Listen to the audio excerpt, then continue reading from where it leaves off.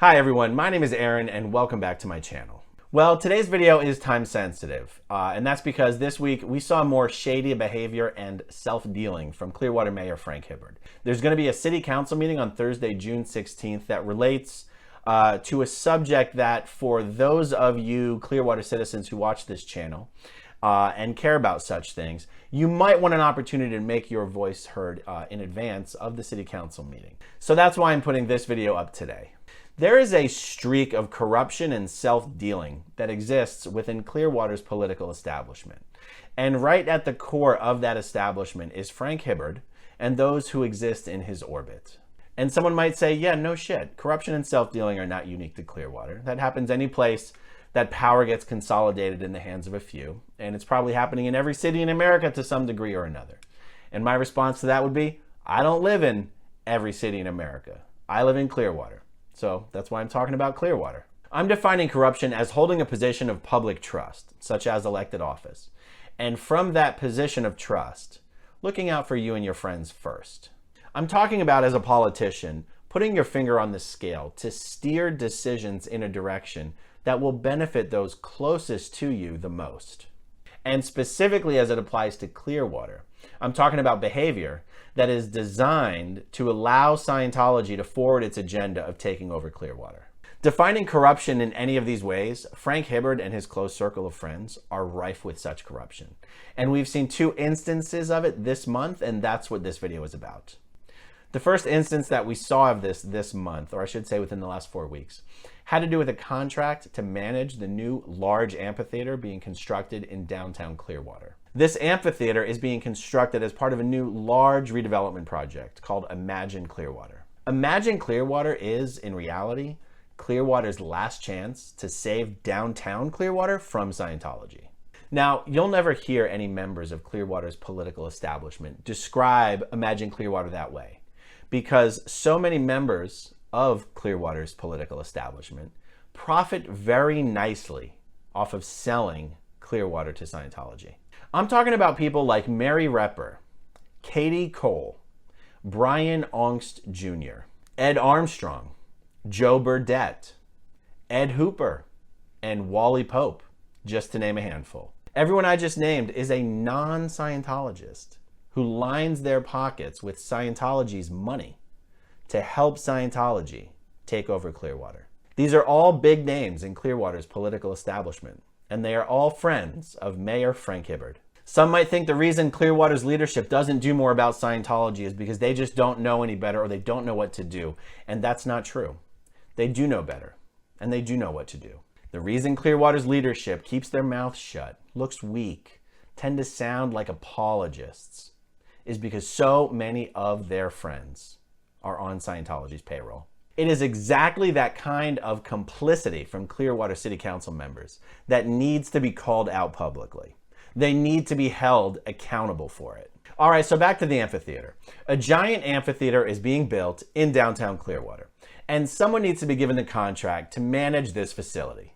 The city put out a request for qualifications. They received responses from 3 different organizations. City staff, after reviewing the submissions, settled on 2 finalists. One finalist was a partnership between Vinik Sports Group and a company doing business as OVG 360.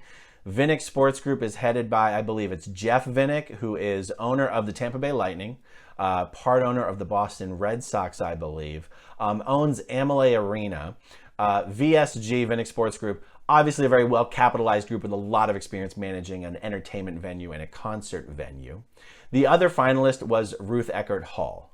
Ruth Eckerd Hall is a local nonprofit with extremely long and deep ties to the Clearwater community.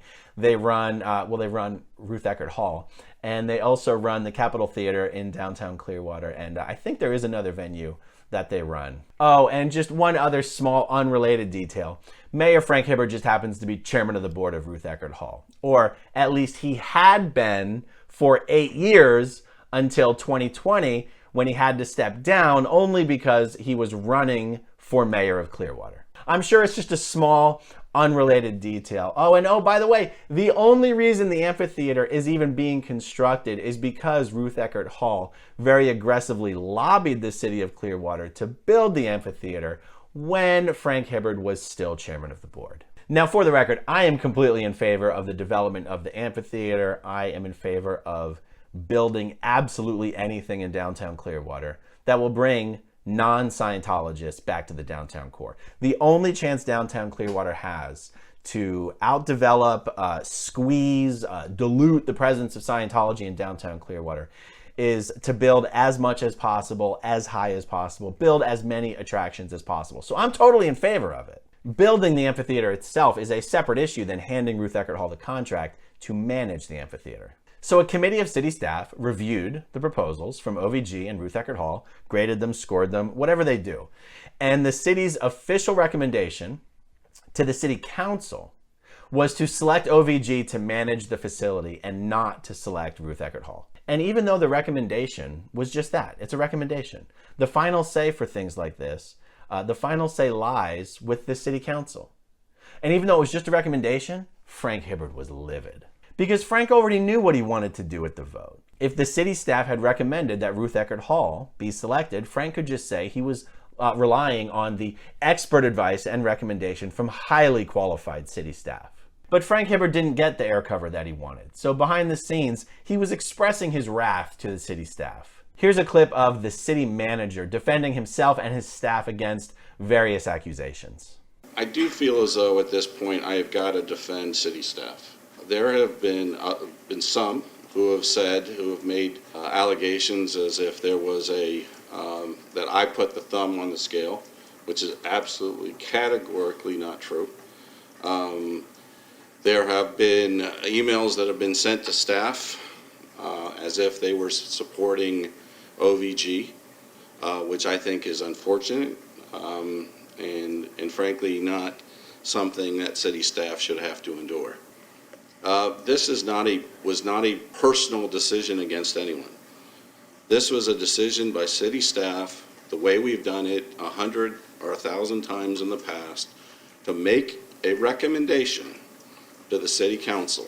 Now, I do have a background in sports and entertainment, and I tried to bring that level of experience, particularly on the financial side, to some of the discussions that we've had.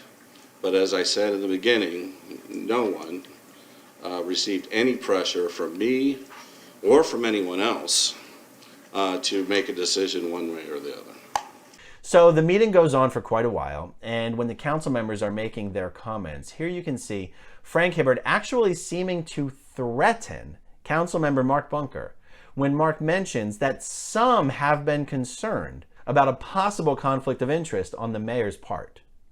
I think there are a lot of people in this city who were very upset when we voted for Imagine Clearwater, and then the stage grew into an amphitheater at the urging of Ruth Eckerd Hall. And then there are a lot of people who think that this was built expressly for Ruth Eckerd Hall.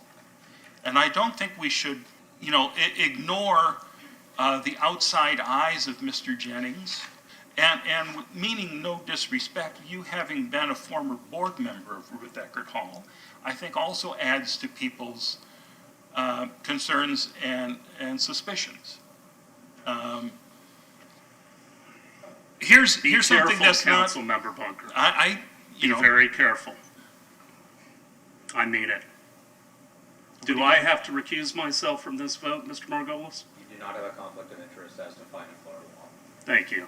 And I'm not saying Continue. that you have. I'm not saying you have a conflict of interest. I think there's a lot of people in the city who would feel that way, though, the same way they feel that we're building this for Ruth Eckerd Hall.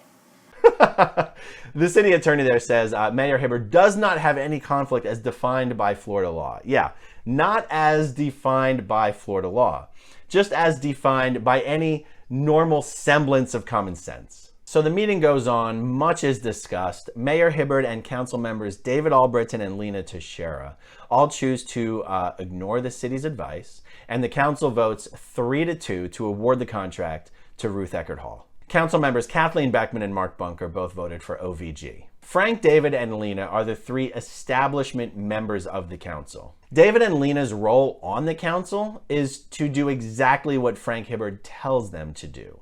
David and Lena both won elections 3 months ago. Frank Hibbard campaigned heavily for both of them, and this is why. David and Lena are tools for Frank to do whatever he wants to do. Kathleen Beckman and Mark Bunker are the two non-establishment members of the council who Frank is constantly steamrolling and who he talks to as if they are essentially pieces of shit. He has no use for either of them. To him, Mark and Kathleen are just two reasons why council meetings last longer than they need to. All right, so look, there's nothing inherently unethical about council members going against city staff recommendations. So why am I calling out this Ruth Eckerd Hall thing as an example of corruption and self-dealing by Frank and the other establishment members of the council? Well, I'll show you why. Check out what Frank Hibbard had to say when he was asked about the city manager's plan to partner up with Scientology to redevelop portions of downtown Clearwater. All right. Well, last week we had Clearwater City Manager John Jennings on the show, and he told us about the possibility of having a new line of communication and cooperation with the Church of Scientology. What do you each think about that? Things aren't healed overnight. There's over a 40-year history within the city, and I think we can make progress. John has a new perspective. He's coming from outside, so he doesn't bring along Didn't have the a lot of the baggage. baggage Right. that everybody else has. Sure. And so from that perspective, we brought him in as a change agent. And so we let him run with this, and we'll see what comes of it. Oh, wow. So when John recommends something that actually benefits Frank's friends, all of Frank's friends who work for Scientology, the friends who profit off of Scientology's takeover of Clearwater, when that's what John's recommending, all of a sudden it's John has a new perspective. John's coming from the outside. John doesn't bring along all the baggage that everyone else has. We brought in John as a change agent. All of a sudden, John's unique, fresh, outsider perspective is a virtue. But the moment John's making a recommendation that doesn't benefit Frank's friends, Frank's singing a different tune about the value of a fresh, outsider perspective. Here was Frank's final comment after the Ruth Eckerd Hall vote. We followed the criteria. We looked at the criteria. As always, people can have different opinions on the data that they see. Also, like it or not, experience enters in from being here from a lot longer than some, obviously, on the dais. Not such a fan of the fresh outsider perspective when it doesn't benefit Frank's buddies. By the way, the other gentleman in that video sitting across from Frank Hibbard, that is former Clearwater Mayor Brian Aungst.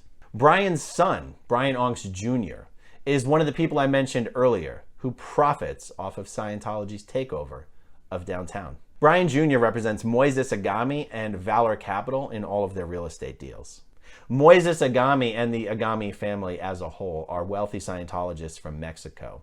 And the Agami family company Valor Capital is one of the main resources that David Miscavige is using to buy up as much of downtown Clearwater as possible. Here was Brian Aungst's answer to the same question that Mayor Hibbard got about the city manager's plans to partner with Scientology. Here's what Brian Aungst had to say. Well, I think that's the only thing you can do. You have to have discussions. They're here. They're a major part of the community, and we have to work together going forward for the betterment of the community at large. So Brian Aungst Jr. is profiting from Scientology's takeover. His daddy, the former mayor, is advocating for a partnership with Scientology, while the current mayor sits there and smiles and then chimes in with his pearls of wisdom about an outsider perspective and lack of baggage. This is what Clearwater's political establishment has become.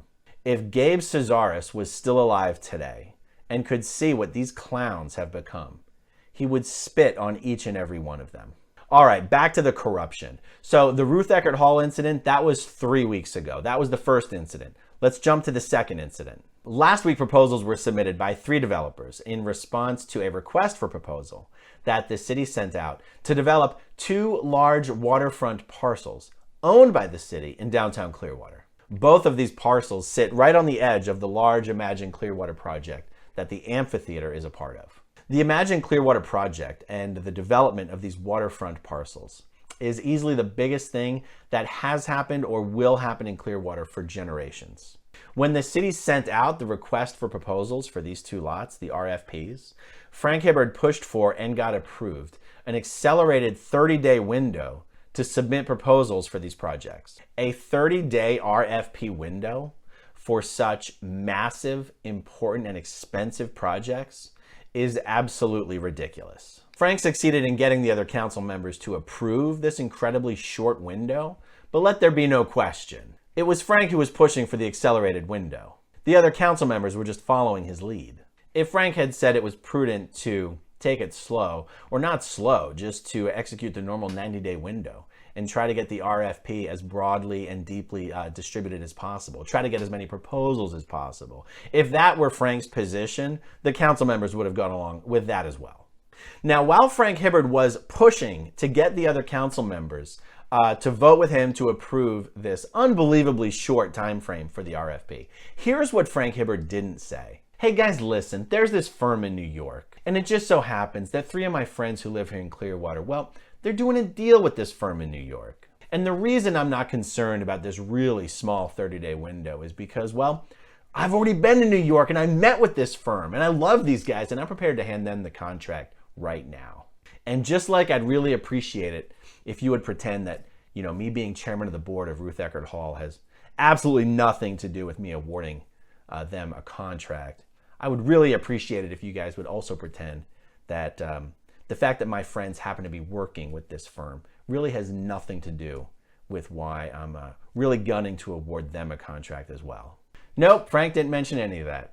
Didn't mention anything about his close friend Dustin D'Annunzio doing a deal with a New York firm. Didn't mention having already traveled to New York to meet with the firm. And by the way, 2 of Frank's friends that happen to be working with this New York firm just happen to be 2 of his friends who are also on Scientology's payroll. Amazing, right? So the RFP goes out, 30-day timeline, 3 developers submit proposals. After the proposals were turned into the city, but before the city council had met to discuss the proposals, I was informed, at first I was told that 2 of Frank Hibbard's friends were involved in one of the proposals. And so I posted this to Twitter. It's no coincidence that 2 of Mayor Frank Hibbard's closest friends are involved in one of the 3 development proposals, Dustin D'Annunzio and Joe Burdett.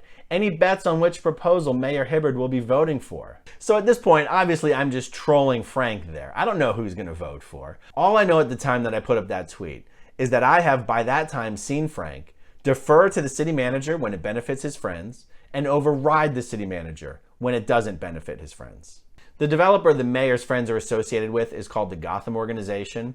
Here's what Mayor Hibbard had to say about his involvement with the Gotham Organization at the meeting where the proposals were being discussed for the first time this week. I was up in New York 6 weeks ago, and I knew that Gotham was going to be proposing on this. I did go up to New York for regular business, but I went early, and I did go to Gotham West, which was very impressive. Mr. Pickett gave me a tour. We had lunch together. I paid for my lunch, but I was impressed by the amenities, the public space, and all the sharing that goes on between all of those units. They were really high quality in a neighborhood that frankly wasn't great years and years ago. Also, the food hall was impressive. He did what? I mean, thank God he paid for his lunch, because that's what people are really worried about. So he flew to New York to privately meet with a firm that his friends wanted him to award a contract to. I mean, did you fly to meet with any firms who didn't happen to be employing any close friends of yours? I mean, what were you actually doing there? Were you advising them? Were you consulting them? Were you telling them what would make their proposal most desirable to you? Did you give them items to include that were beyond the scope of the RFP that the city sent out to all other developers? Did this meeting have anything to do with your push for an abbreviated window for competitors to respond to the RFP? Why weren't any of the other council members invited to go visit these guys in New York? Why were you the only member of the council to meet with these guys? And why are you only disclosing that now? Are we really to believe that this has nothing to do with the fact that this firm has a relationship with two of your closest friends, Dustin D'Annunzio and Joe Burdett? Joe Burdett might just be a hired hand in this deal, but Dustin is an equity partner. It certainly at least gives an appearance that your private and secret involvement with this one developer is designed to make this process less competitive and to skew the results in favor of your friend, Dustin. And then at the end of the meeting, this came out. I appreciate the proposals for Bluff Properties work session guidelines with your points that add up to 100. It was a good starting point, and I think it can guide our discussion if you'd like.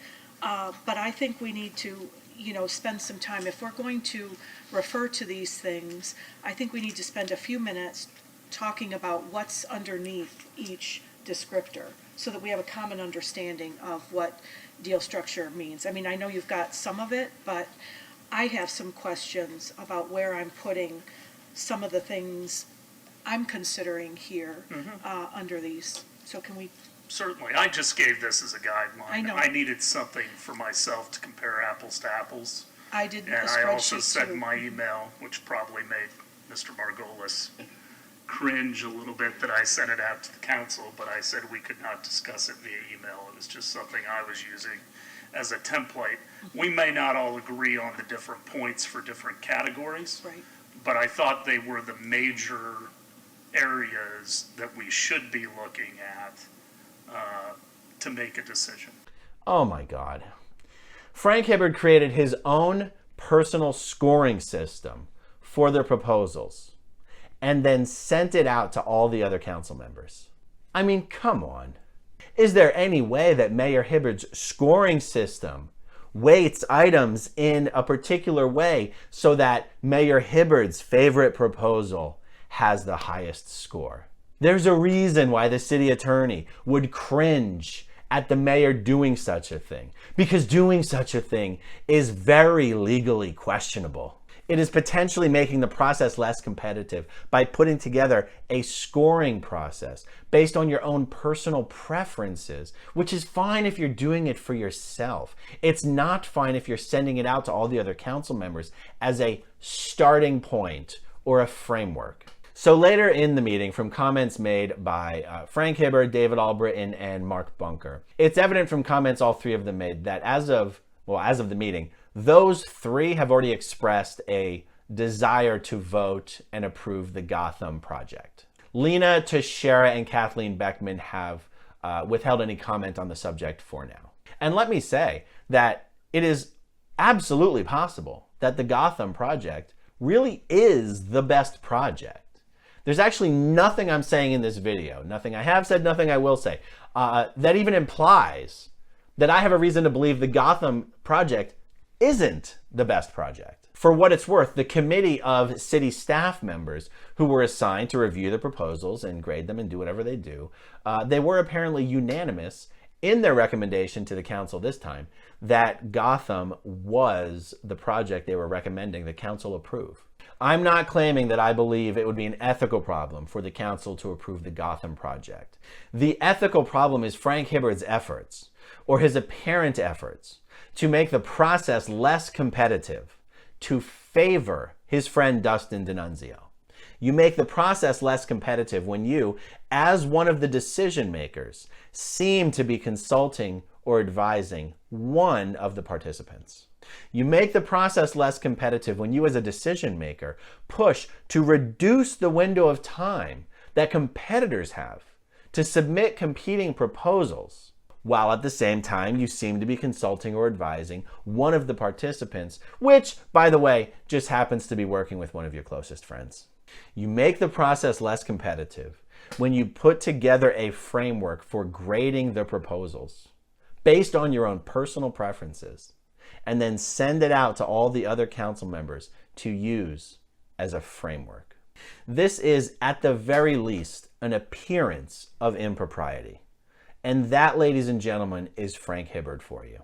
And when the council adopts the Gotham proposal, which it almost certainly will, it very well may be that they are adopting the absolute best proposal for Clearwater. But it will have happened in part because Frank Hibbard took steps to give his friend Dustin a better chance of winning the contract than the competitors. And he will have done it only 3 weeks after awarding a massive contract to the company he stepped down from in order to become mayor of Clearwater. Frank Hibbard has become the Dick Cheney of Clearwater. The self-dealing and the conflicts of interest are a problem. And I hope everyone keeps all of this in mind when the city manager makes his proposal to the city council about the partnership with Scientology. Keep all of this in mind when Frank Hibbard, David Albritton, and Lena Teixeira vote yes on the proposal to partner with Scientology, while Mark Bunker and Kathleen Beckman vote no. And I say Kathleen Beckman not because she's known as some anti-Scientologist, she's not, but simply because she's not a part of the political establishment.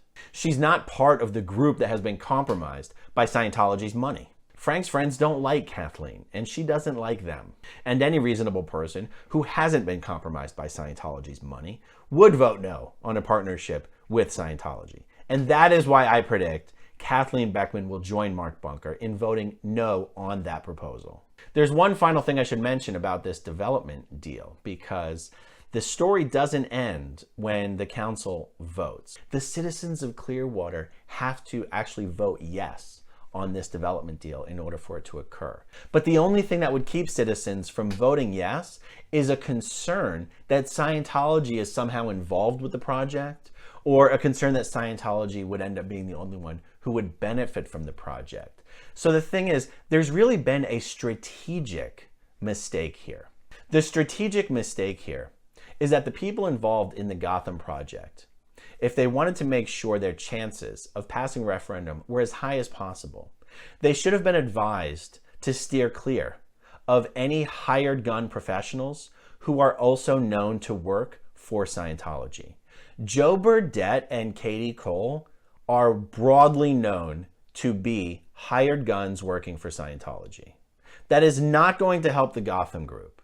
Dustin D'Annunzio has no connection to Scientology that I know of, and I've never heard anyone say that he does.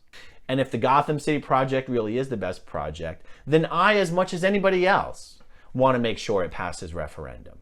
The development projects on the bluff have to occur to give Imagine Clearwater and downtown Clearwater the best chance possible of succeeding, escaping from the black hole-like gravity, that force that Scientology exerts on our downtown core, sucking all the life and vibrancy out of it. I'm in favor of Imagine Clearwater. I'm in favor of the amphitheater. I'm in favor of the bluff development. I am not in favor of this corruption and self-dealing that exists in Clearwater's political establishment, as epitomized by the recent activities of Mayor Frank Hibbard. If you want to tune in to the City Council meeting on Thursday, you can find it on Facebook, you can find it on YouTube. Pretty sure it starts at 6 p.m. on Thursday, but you can Google it. And if you'd like to ask Mayor Hibbard to answer any of your questions or share any of your thoughts with him, you can email him at frankhibbard@myclearwater.com. All right, you guys, that's all I have for now. It's great to be back talking to you guys. My next video, I swear to God, my next video should be the recap of all the election results. I'll talk to you guys soon. Bye. Okay, if you want to see my rock and roll songs, click right on this guitar. And if you want to see a different one of my videos,